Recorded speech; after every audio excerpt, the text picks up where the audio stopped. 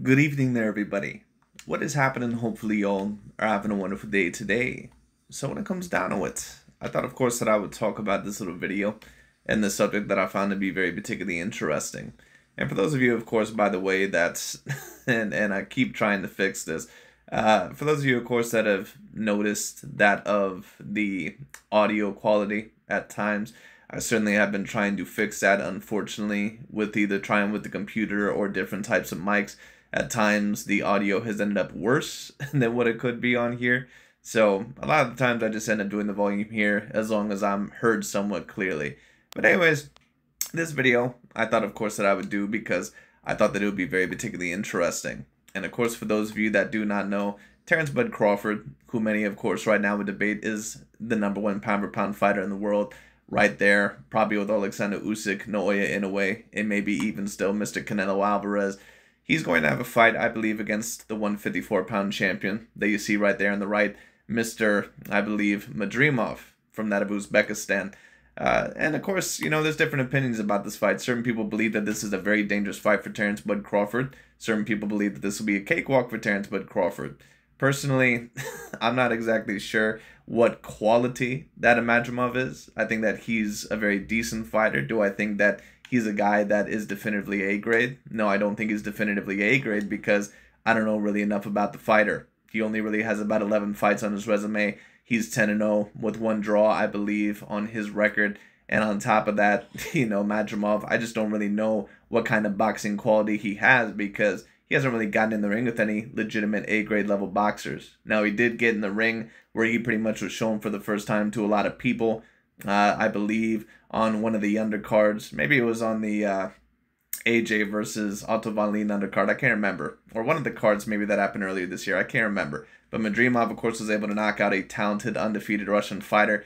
Other than that, we really don't know much about this dude. But the reason why I thought that I would talk about this is because, once again, a lot of what my channel is about is exposing certain narratives, especially if I find there to be double standards and clearly someone that has an agenda. And there's pretty much no better example of this than that of DontaesBoxingNation.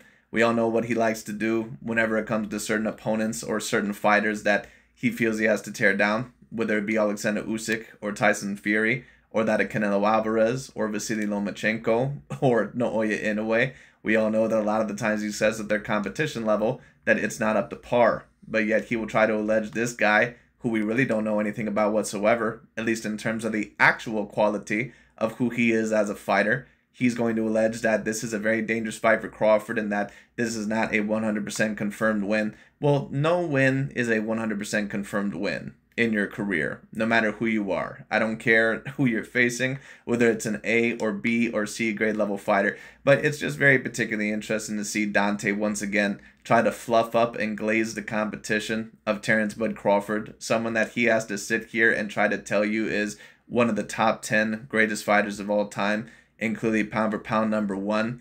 Because DontaesBoxingNation, I've already told you guys what his actual narrative is. And if you believe that Terence Bud Crawford is one of the top 10 greatest fighters of all time and is the #1 pound for pound fighter, that's your business. Because Terence Bud Crawford, in my view, is an all-time great fighter. He's all-time greatly skilled. And on top of that, you know, he doesn't have the most the most deepest of resumes, but he has a deep enough one to where you could at least certainly debate him within the top 30, maybe even top 20 fighters of all time. In my view, right there with Canelo, right there with Bernard Hopkins, Joe Calzaghe, certain fighters like that. But I'm not really quite sure if I can put him on the same level as certain fighters like that of a Sugar Ray Leonard or a Floyd Mayweather or someone overall of that sort, someone that had a clear, proven resume. And it's just interesting because Dante always will talk about Tyson Fury or some of these other guys about how they can't be on their all-time great list because they needed to prove themselves like the other all-time greats against repeated A-grade level opponents,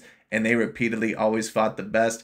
Right, but if we're going to be real about Mr. Terence Bud Crawford, how many times have we really ever seen Terence Bud Crawford just repeatedly fight the best of the best of the best of the best? And I'm not completely blaming that on him because he fought everyone that he needed to at 135 and 140 pounds. But if we're going to glaze Terence Bud Crawford in this fashion, then Naoya Inoue also should at least be in the consideration for the top 20 fighters of all time. Because if we're talking about it Inoue has been just as dominant as Terence Bud Crawford. He's been exceptionally skilled, and they really have a very similar resume. Terence Bud Crawford has one great win in his career, at least when you talk about, all-time great win. That's Errol Spence Jr.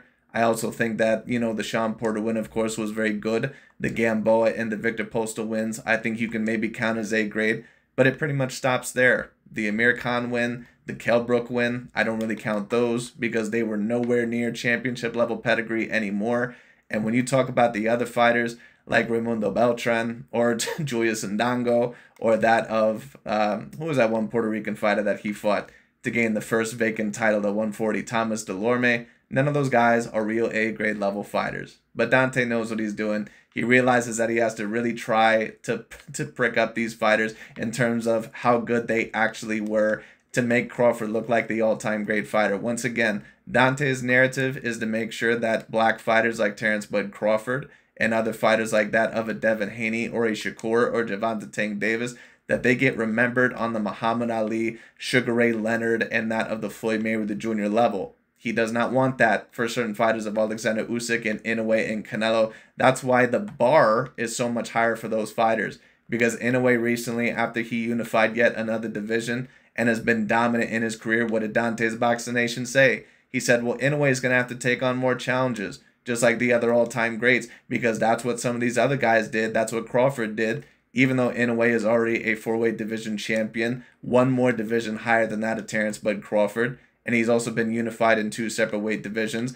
There's also never been any conversations about Alexander Usyk and where his all-time great ranking is, because they don't care about Alexander Usyk's all-time great ranking, and that's why they didn't talk about that fight whatsoever. I keep telling people this. Their true motivations, if you have a brain, you understand what they are, but it is what it is. Anyways, let's get into the video because Dante's Boxing Nation is going to try to make it seem like this dude Madrimov here, who's a very decent fighter. He's but someone that I would not claim is top 10 pound for pound, obviously. Dante is going to try to make correlations between himself and Gennady Golovkin. A fighter that once upon a time was a top 5 to top 3 pound for pound fighter in the world when Canelo Alvarez was able to defeat him. But once again, let's get into it. Let's see what he has to say.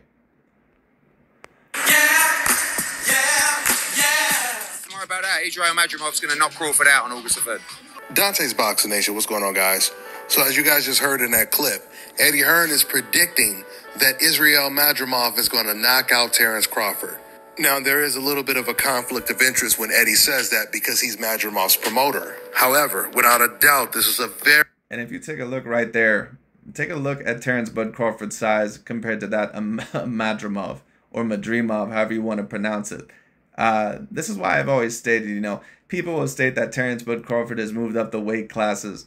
Terence Bud Crawford is at the very least a natural 147 pounder. You can't compare what Terence Bud Crawford has done necessarily by moving up the weight classes like what an Inoue or that of a Usyk or that of what a Canelo Alvarez has done or that of a Floyd Mayweather. Because when you talk about certain fighters like that, those fighters have actually fought guys that not only were girthier and thicker than them, but they fought guys that were lengthier than them, taller than them. When Floyd Mayweather fought De La Hoya, Canelo Alvarez, certain guys like that, Marcos Maidana, those guys were legitimately bigger than that of Floyd Mayweather Jr. When Canelo Alvarez fought Caleb Plant, Callum Smith, Sergey the Crusher Kovalev, Dmitry Bivol, Caleb Plant, if I didn't mention him, Jaime Munguia, Danny Jacobs, even Gennady Golovkin, those guys were legitimately a little bit bigger than him. When I take a look at these two fighters right here, and maybe it's just because they have clothes on, there's no real physical advantage that Madrimov actually has over that of Terence Bud Crawford.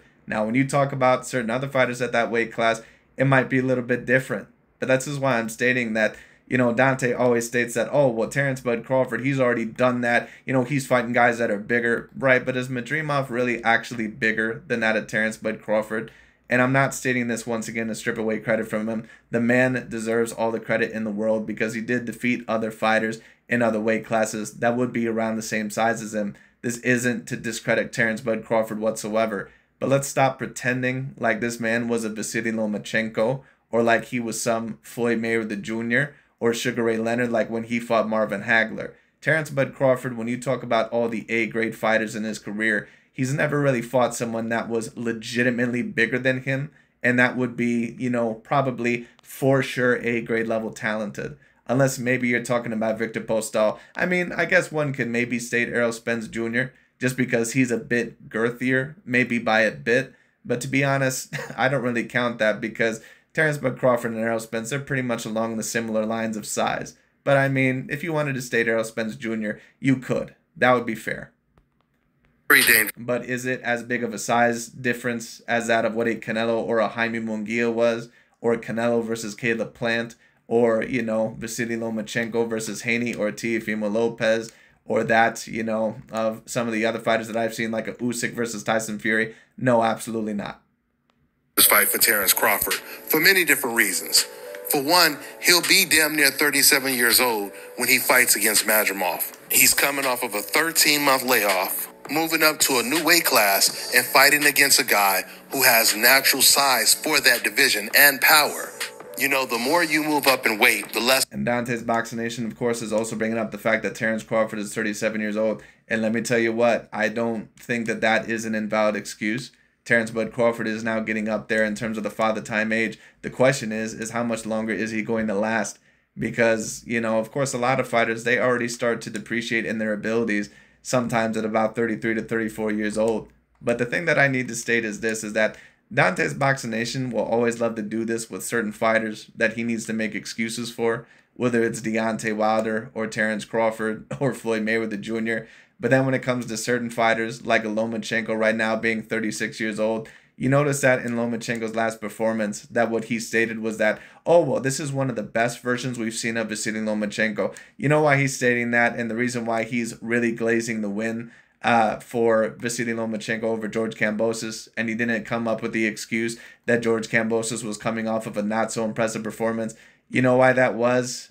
Even though once upon a time he made sure that Lomachenko's wins marginalized, you know, it was always when he was debated as the #1 pound-for-pound fighter that he fought Nicholas Walters after a year layoff, and he fought Rigondeaux when he was smaller and after a year layoff, and Gary Russell Jr. was too young and all this other stuff. You know why none of those excuses are popping up now? Because he realizes that Vasily Lomachenko is no longer the threat. That's the reason why. And I keep telling people this. Dante is only going to give those guys compliments if he believes that they're going to be a side for his cause. Right now, Lomachenko is a lamb for the slaughter when it comes to Shakur Stevenson or that of someone else, a Gervonta Tank Davis.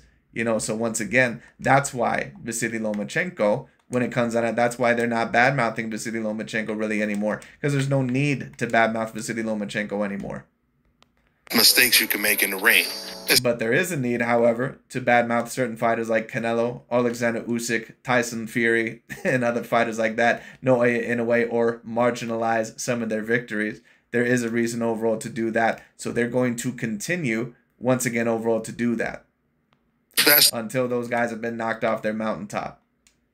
When you're fighting against the best fighters in that weight class. Madrimov, he reminds me of a Gennady Golovkin. Just like Triple G, Madrimov, he has a great amateur pedigree, an aggressive come-forward fighter with intelligence. I'm not saying he has the intelligence of a Terence Crawford, but my point is he's not a dumb, flat-footed fighter. He's a southpaw, he has a pretty good jab, but he has a very dangerous left hand.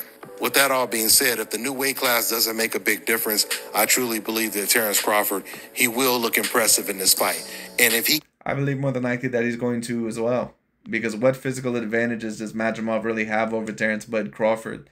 You know, and once again, there's just certain fighters that are like that to where when they move up the weight classes, to me, it's like people always try to state, like for Oscar De La Hoya, for example, people always try to state this stuff about, oh, Oscar, you know, overall, he was like a 5-weight division champion. I think he was like either 5 or 6. I can't remember. But, you know, Oscar De La Hoya, like, oh, he was this 5-weight division champion. And whenever I state that certain fighters like that of a Canelo Alvarez, in my view, should be counted as greater than that of Oscar De La Hoya, which they absolutely should be.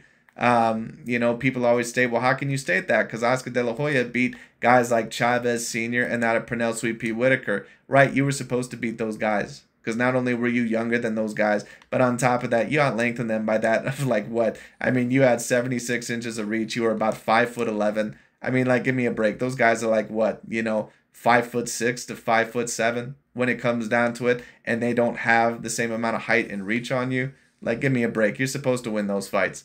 You know, and some people may say the same thing for Canelo against Mayweather, which of course I would agree with. You know, but at least with Canelo and Mayweather, Mayweather of course has that great reach for his size. He's 5'8", and overall he's also that you know, of 5'7", I believe, with a 71-inch arm reach. But anyways, can knock out and stop Madrimov, that would be extremely impressive. Madrimov is far more dangerous than Sebastian Fundora, at least when it comes to being an opponent for Crawford. Because when it comes to Fundora, any boxer that gets hit as easy as Fundora does, they're getting knocked out by Crawford. So Crawford has some amazing goals, especially. I believe more than likely that Terence Bud Crawford probably would knock out that of Sebastian Fundora. But Fundora is going to be interesting because that's a fight where Terence Bud Crawford would be massively outsized. When you talk about certain fighters being a weight bully, that's an example of a weight bully. Because Sebastian Fundora, there's no way that you should be at 154 pounds and you're 6'6". Like that's a little bit ridiculous. Especially when you think about his age. Once again, just like Floyd Mayweather. And once again, Dante keeps mentioning his age, which once again, I don't mind because I think that 37 years old, of course, Father Time eventually is going to come a knocking. But isn't it just interesting that Aki TV and Dante, that none of the age was mentioned with Lomachenko as of recent, or Tyson Fury with his loss against Usyk because he's 36 years old. I wonder if Usyk ends up losing a fight very soon if they're going to mention his age because he's 37 years old. Are they ever going to mention that? Once again, they only mention this with fighters that they want to win. All right, they're not going to mention this with fighters that they need to lose. When Floyd Mayweather fought Canelo Alvarez, he was 36 going on 37. And just like Terence Crawford, Floyd Mayweather was way smaller than Canelo Alvarez, at least 15 pounds. But nobody... That definitely is true. Floyd Mayweather Jr. in terms of weight and size, yes, he definitely was smaller than that of Canelo Alvarez. What I'll also state is this. Once again, Floyd Mayweather Jr., you know, and don't get it twisted, that is something that is extremely impressive. Because weight, even if you are around the same in terms of height and length, that weight is going to be a factor. No doubt about it. So the fact that Floyd is able to do that, it definitely was great. But Terence Bud Crawford has not really had a fight like that in his career. That's why I can't necessarily compare Crawford to certain guys like Floyd or Sugar Ray Leonard. Because those guys were actually able to do some things against fighters that not only were a decent amount bigger than them, but would also be counted as all-time greats. Sugar Ray Leonard was actually able to beat Marvin Hagler, someone that is looked at as the greatest middleweight of all time, you know. And then when you talk about Floyd, he was able to beat Canelo. Sure, I don't think that Canelo was at his absolute peak quite as of yet. I think that would come a little bit years later, but Canelo still would have been probably a top 10 pound-for-pound fighter and still would have been 20 pounds heavier than Floyd. So that's why those guys get so much great credit from me. And don't get it twisted, Crawford deserves a lot of credit for his career, but that's why I state I'm not really exactly sure where to rank him. I think that he has top 10 all-time potential, especially in terms of his skill set and his dominance. But the problem is that the problem is overall, once again, is that his resume is just lacking a little bit. He was calling Canelo Alvarez a weight bully, despite the fact that Canelo, he outweighed a lot of his opponents by 15, 20 plus pounds. Well, if Floyd Mayweather was at a size disadvantage, Crawford's disadvantage is going to be far worse. But this is what the greats do. Well, no, Crawford's disadvantage overall is not going to be far worse than that of Floyd Mayweather's, if that's overall what you're trying to imply. But anyways, let's rewind that because I need to make sure what he said. Smaller than Canelo Alvarez, at least 15 pounds. But nobody was calling Canelo Alvarez a weight bully, despite the fact that Canelo, he outweighed a lot of his opponents by 15, 20 plus pounds. Well, if Floyd Mayweather was at a size disadvantage, Crawford's disadvantage is going to be far worse. But this is what the greats do. Well, if you're talking about him versus Canelo Alvarez, no, sir, I can't agree. Because Terence Bud Crawford is actually bigger than what a Floyd Mayweather Jr. ever was. Floyd Mayweather Jr. rehydrates at about 147, 145 to 150. That's pretty much his max. When you talk about Terence Bud Crawford, you know, he rehydrates at about a good 160, if not even a little bit heavier. So no, I can't disagree. I can't agree with that. On top of that, not only is he just as tall as Floyd Mayweather Jr., but he has 2 inches of reach on Floyd Mayweather Jr. And on top of that, he has more pop in his punches. When it comes down to it, he's a little bit bigger frame than Floyd Mayweather Jr. So no, actually, I can't agree with that. They chase legacy. Terence Crawford is not just pound for pound one of the best fighters in the world. He's pound for pound one of the greatest fighters in the world. Some will say top 10. I agree. I agree that he is. Now, top 10 of all time, I'm not really quite sure. But once again, it's just very interesting how Crawford is all of a sudden, after one all-time, for sure, first ballot Hall of Fame win in his career over Errol Spence Jr., how he's immediately promoted to the top. Remember, these guys always say that it's about resume and that, oh, this guy can't be there because he needs to prove it against repeated contenders. Right, so where are these standards for Terence Bud Crawford? Because how many all-time great fighters has he really fought? How many really first ballot Hall of Fame fighters has he actually fought? And the Hall of Fame is kind of a debate when you talk about certain fighters, because even certain fighters that, in my view, maybe wouldn't be all-time great fighters, they could still be Hall of Famers. Like even fighters like Adrian Broner or Paulie Malignaggi, those guys could be Hall of Famers. But once again, we need to have a conversation, if we're going to keep those same standards, about how great is Terence's resume really. Because Canelo Alvarez, apparently, according to Dante and a lot of these guys, he can't be greater than Barrera or Morales, even though, to be quite honest with you, he has a greater resume than both of those guys. And on top of that, he's accomplished more. But Canelo cannot be above those guys. Tyson Fury and Usyk, no matter what they accomplish, they can never be the greatest of all time. In a way, right now, he still needs to fight more challenges. Right, so then why is Terence Crawford immediately pushed to the top 5, the top 10 fighters of all time? I already know the answer, and a lot of us do, but, it is what it is. And arguably say top 5, because he was really the only fighter that was seriously being compared to Floyd Mayweather as who's truly the best ever after he beat Errol Spence. And the way he beat it. Well, there's a bunch of people that were compared to that of Floyd Mayweather Jr., Mr. Dante's Boxing Nation. Vasily Lomachenko, there was conversations about him being with that of Floyd Mayweather Jr. There's been conversations about Canelo Alvarez being with that of Floyd Mayweather Jr. Obviously, Canelo's had a bunch of conversations with being that of Floyd Mayweather Jr., because you've had to try to tear down that conversation time after time after time after time. I've seen it. So is that really the standard overall that we're really going to go by? I mean, if you want to go by that standard, that's up to you. But then what that would mean is that fighters like Canelo Alvarez, in a way, and some other guys like that if we're going to go by that standard, that they also have to be compared to Floyd Mayweather Jr. as well. Errol Spence. Now he wants to move all the way up to 168 and fight Canelo Alvarez. But first he has to get past Madrimov, which I believe he will. Let's see how it goes down. That's all I got for now, guys. I'm on to the next one. Let me tell you guys about Issa. But anyways, that's pretty much about it for this video. I just thought that was very particularly interesting. Once again, Dante trying to work in overall his little narratives. But Terence Crawford is an all-time great fighter. Don't get it twisted. He is an all-time great fighter. I don't know exactly where I would rank him, but he would at least be right there, probably with the fighters such as Bernard Hopkins, Joe Calzaghe. He at least would be right there with the Tommy Hearns level, if not even slightly above Tommy Hearns in my view. I probably also would put him over certain fighters like Oscar De La Hoya and Miguel Cotto and Marquez. Maybe. He might be right there with those fighters in terms of resume. But in terms of greatness, I'd probably put him over those guys, debatably. But I'm not quite sure if he'd be within my top 10. But top 20 to top 30, definitely. Right there with Canelo, right there with Calzaghe, Bernard Hopkins, and some of those other guys. Definitely. Crawford is definitely an all-time great fighter. But it's just interesting to me, once again, how the standards are different depending on what fighter we're talking about. But, it is what it is. Anyways, that's pretty much about it for today. Thank you all so much for watching. I'll talk to y'all later.